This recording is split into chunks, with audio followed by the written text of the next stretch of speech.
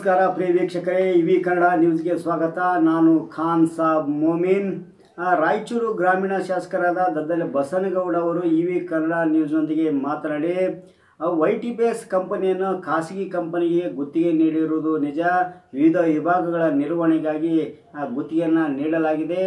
ನಾನು ಕೂಡ ಆ ವಿವರಗಳನ್ನು ಕಂಡಿದ್ದೇನೆ. ಅಲ್ಲಿ ಸ್ಥಳೀಯರಿಗೆ ಮತ್ತು ಕಾರ್ಮಿಕರಿಗೆ, ಸ್ಥಳೀಯ ಜನರಿಗೆ ಒಂದು ಆದ್ಯತೆ ನೀಡಬೇಕು ಎಂದು ಉಲ್ಲೇಖಿಸಲಾಗಿದೆ.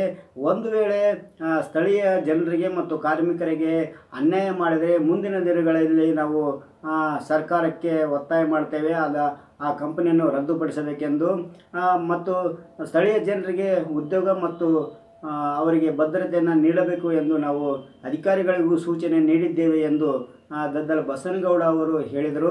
ಬನ್ನಿ ಅವರು ಇವಿ ಕನ್ನಡ ನ್ಯೂಸ್ನೊಂದಿಗೆ ಮಾತನಾಡಿ ಏನು ಹೇಳಿದ್ದಾರೆ ಎಂದು ನೋಡಿಕೊಂಡು ಬರೋಣ. ಇಲ್ಲ, ಈಗಾಗಲೇ ನನ್ನ ಗಮನಕ್ಕೆ ಬಂದ ಹಾಗೆ ಈಗ ಮೊನ್ನೆ MD ಅವರು ಬಂದಿದ್ದರು. KPCL MD ಬಂದಾಗ ಕೂಡ ನಾನು ಶಕ್ತಿನಗರ ಹತ್ರ ಹೋಗಿ ಅವರು ಅತಿಥಿ ಗೃಹದಲ್ಲಿ ಅವರಿಗೆ 1.5 ತಾಸು ಅವರಿಗೆ ಸವಿಸ್ತರವಾಗಿ ಈಗ ನನ್ನ ಕ್ಷೇತ್ರದಲ್ಲಿರುವಂಥ YTPS ಆ್ಯಂಡ್ RTPS ಈಗಾಗಲೇ ಹಿಂದೆ RTPS ಅಲ್ಲಿ ಯಾವ ಸಿಸ್ಟಮ್ ಇದೆ, ಬೇರೆ ಬೇರೆ CHP ಇರ್ಬೋದು, AHP, ಬೇರೆ ಬೇರೆ ಸಿವಿಲ್ ವರ್ಕ್ಗಳನ್ನು ಬೇರೆ ಇಲ್ಲಿರುವಂಥ ಕಾಂಟ್ರಾಕ್ಟ್ಗಳನ್ನೇ ಮುಖಾಂತರ ಅವರು ಲೇಬರ್ ಜನರನ್ನು ತೊಗೊತಿದ್ರು. ಈಗ YTPS ಅಲ್ಲಿ O&M ಅಂತೇಳಿ ಹೋಲ್ ಆ್ಯಂಡ್ ಸೋಲ್ ಎಲ್ಲ ವಿಭಾಗಗಳನ್ನು ಒಟ್ಟುಗೂಡಿಸಿ ಒಂದೇ ಕಾಂಟ್ರಾಕ್ಟ್ರಿಗೆ ಪವರ್ ಬ್ಯಾಕ್ ಅಂತೇಳಿ ಆಂಧ್ರದವರಿಗೆ ಒಂದು ಟೆಂಡರನ್ನು ಆಗಿದೆ. ಅವರಿಗೆ ವರ್ಕ್ ಆರ್ಡರ್ ಕೂಡ ಇಶ್ಯೂ ಮಾಡಿದ್ದಾರೆ.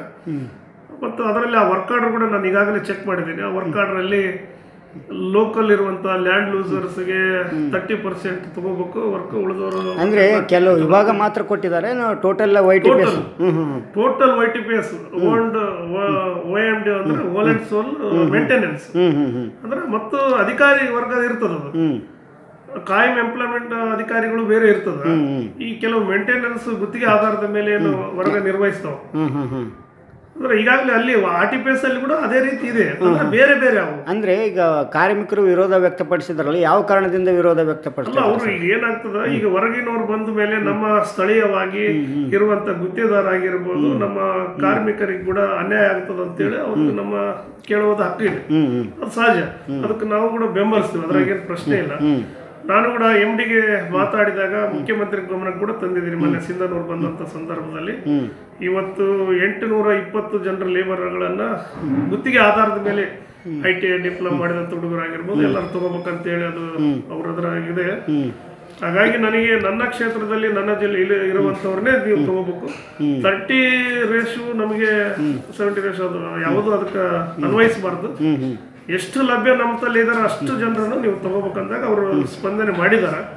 ಆ ರೀತಿಯಾಗಿ ಹಂಗೇನಾದ್ರೂ ಮುಂದೆ ಅವ್ರು ಏನಾದ್ರು ಪಡೆದಂತ ಕಾಂಟ್ರಾಕ್ಟ್ ತೆಗೆದೇ ಹೋದ್ರೆ ಮುಂದಿನ ನಮಗೆ ಅದರ ರದ್ದುಗೊಳಿಸ್ಬೇಕಂತೇಳಿ ನಾವು ಹೋರಾಟ ನಮ್ಮೆಲ್ಲ ಕಾರ್ಮಿಕರ ಜೊತೆಗೆ ಇರ್ತೀವಿ. ಅಂದರೆ ಈಗ ತಾವು ಈಗ ಸ್ಥಳೀಯವಾಗಿ ಈಗ ಕಾರ್ಮಿಕರಿಗೆ ಉದ್ಯೋಗ ಕೊಡಬೇಕು ಮತ್ತು ಇಲ್ಲಿವರೆಗೆ ತಗೋಬೇಕಂತ ನೀವು ಒತ್ತಾಯ ಮಾಡಿದ್ರಿ.